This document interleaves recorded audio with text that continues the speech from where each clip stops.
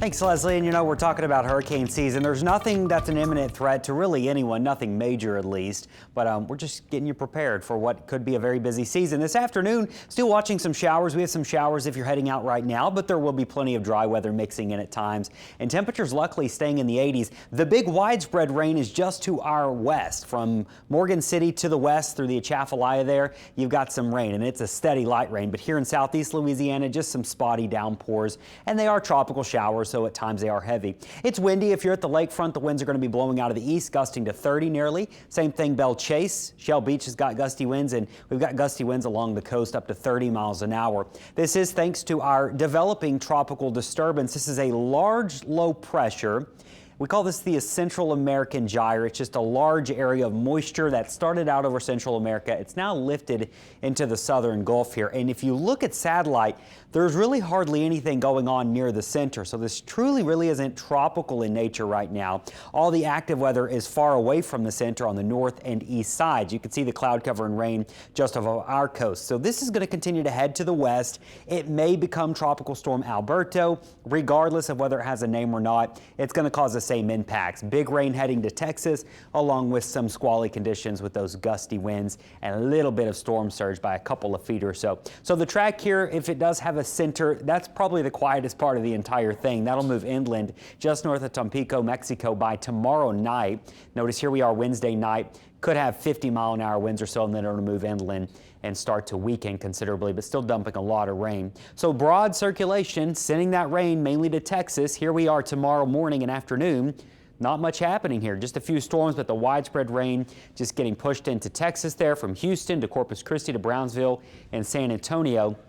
And then that will continue to move into the mountainous areas there of Mexico. So our impact, really the biggest impact was yesterday with heavy rain. Today it's more isolated, and look at these totals.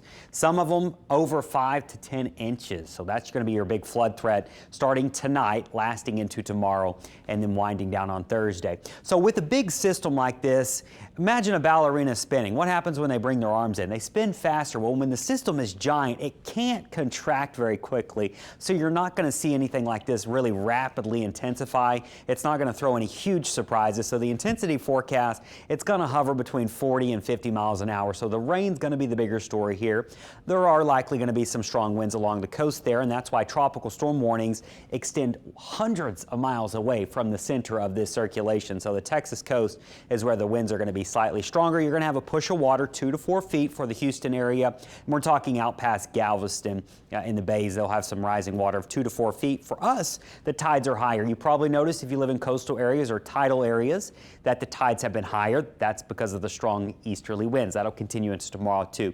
Path of that's pretty straightforward. It's riding around a ridge of high pressure. That's going to send it to the west. What's interesting is we may be doing this all over again this weekend and early next week. Another area of moisture developing with the Central American gyre. Low chance it organizes. Most models have been sending it in a similar path, but we'll watch it and see if that changes. But right now, I don't have any big impacts from that. Just a little bit more moisture possible early next week. But after today, after tomorrow, rain chances drop back off.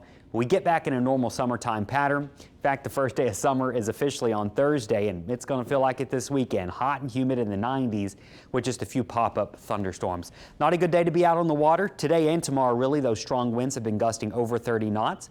We have small craft advisory today. We also have a small craft advisory tomorrow. By Thursday and Friday, though, things start to settle some. High tide's going to happen through around 1 o'clock this afternoon. That's when your tidal flooding will be at its highest. That's about 1 to 2 feet above normal. And your low tide, that'll happen later on this evening.